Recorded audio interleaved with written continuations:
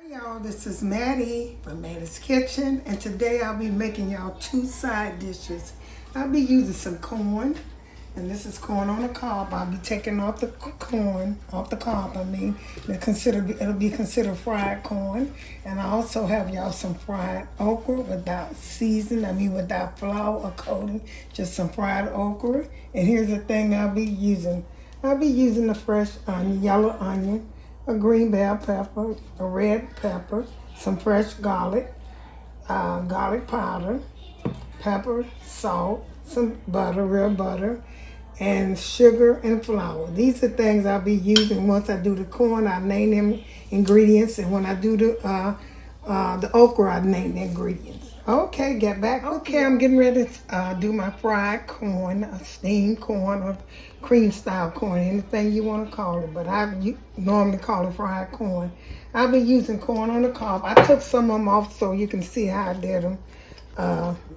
Most people say they're scared of me with the knife. I just take it. This is how I take mine and just cut them down the thing. I'll be careful with the knife. A lot of people don't trust me with it, so that's why I try to do most of them off camera. And I'm going to be putting, once it get done, have steam, I'll be putting some green bell pepper. I'll be putting some red bell pepper. I'll be putting pepper, salt, and butter, and flour, a little flour if I need to thicken it up, and also some sugar. I found 8 cobs. I'm using 8 cobs corn on the cob, and they were really cheap. They was 25 cents a cob. I never saw them that cheap. So I got 8 of them for $2. You can't beat that. So I'll be cooking all of these, and once I start, I'm gonna get back with you. Okay, I'm getting ready to start my fried corn. In fried corn, you only need salt, some pepper, a little sugar, butter, and you can put when mine's cook, I might put a little chop up some red pepper and a green bell pepper, get it a little taste, kind of Mexican, but I also put a little sugar in there too. So what I start off with a little butter, water, put a little butter, put a little water in there. So you're gonna let it steam because it got to get done, because this is fresh. Put some butter in there. It's about a good chunk of butter. Put some salt in here, and you're gonna let this cook. It is so simple, because you want it to taste like corn when you get through with it, not nothing else. And a little pepper, some pepper. And you're gonna season this, gonna cook, and then you're gonna season it again. And if needed, you're gonna thicken it up. I'm gonna put a little sugar in here, just a little sugar, because it's already sweet. But you want to make it sweet, you want to put a little sugar in there. Okay, I'm gonna let this cook for a while till it get done. And then I'll be get back with you, and I'm gonna start. In the meanwhile, I'm getting ready to start my okra, my fresh okra. Let this cook until about 20-30 minutes till you see the corn are tender. Okay, get back with you. Hey, my corn is over here cooking. I'm gonna get ready to season. I'm gonna get ready to put my vegetables in, my red peppers and green peppers, bell peppers in. Okay, I cut up some bacon, and about a fourth of an inch, not even a good inch. And what I did, I sliced all you do when you're doing okra, just cut the bottom off and the top, and you cut them into little pieces like this. You don't bread them. This is how we used to cook them long time ago, fried okra. And they don't be slimy. You don't take nothing, but you don't have to put garlic powder, and I'm putting a little garlic powder in mine today. Salt, pepper, some onions, and these okra and bacon. That's all it takes. Like I said, the garlic is optional. I'm gonna put a little bit on mine today. Okay, I'm getting ready to put these okra in this hot grease over here. With bacon. Be careful so you won't have no water in yours. I don't think I got too much water in mine, but I didn't. I'm gonna let them cook a little bit, and then I'll season them up. I'm gonna put my onions in a few minutes after they cook for about 5 minutes. I put my onions in here. And right now I'm getting ready to season with some pepper. Like I said, don't take much. Sprinkle go all the way around it like I always told y'all how to do. and it comes out perfect for me. And when you turn them over, you can repeat the same way. Put a little salt in here. Put a little salt. This is for the grease from the okra. The grease from the bacon will start make it taste so good with these onions in. Put a little garlic in, that's all it takes. And they won't be slimy. I'll put these onions in right now because I want them to flavor. Put a lot of onions in, no matter how much you put in.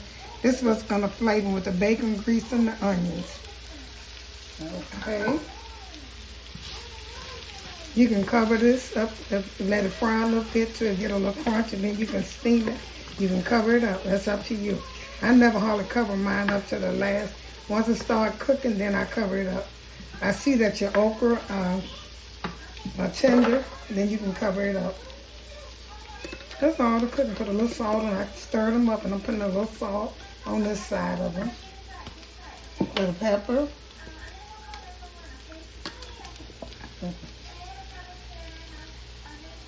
Okay, I'm gonna let these cook. I'm gonna let that cover them up and let them cook a little bit. Once they steam, once they get a little soft, then I'm gonna cover them up. I'm gonna get back with you. I'm gonna show you how they look. Okay, just take and shake them. Don't stir them so much because they might get a little wet sometime like that. Okay, I'm gonna let it cook it. Cut it up to medium high and get back with you. Okay, my corn is cooking like I want to. It's half done, so I'm gonna put these vegetables in here now. They make it taste good. If you never tried them, don't try onion. The only thing I would try is red bell pepper, and also green. It gives it a good Mexican. And I'm gonna put a little bit more butter in here and sugar once it cooks. I'm gonna let this cook and I'm gonna get back with you. It's already smelling good and the okra is smelling good too. These are two dishes that you can serve for Christmas, Thanksgiving, different dish. Okay, I'm gonna get back with you. Okay, my okra almost ready. You see no slime. When people say slime, there's no slime in it. If you cook it like I told you, I showed you, I demonstrated in cooking it. And I'm gonna let them get a little bit more tender. And what I'm gonna do then, I'm gonna cover them so we can get so the okra can get seasoned and tender. Okay, I'm gonna get back with you. I'm gonna let these cook for about 5 minutes. Then, if I need, I'm gonna taste. If I need the okra to be tender, I'll put a top on it. Now here's my corn over here. It's ready to go. The only thing left I can put in here now, I taste, and it tastes really good. I can put a little butter. Put some butter in here. That's what I'll put some butter. Should already cut this or using. I'm not using, I saw these on sale, Sam Club, I don't know. I'm just used to using the stick. I put a little butter in there. Okay, I'm gonna put a little pepper here. Up in here. And you can eat it like this. Put a little salt.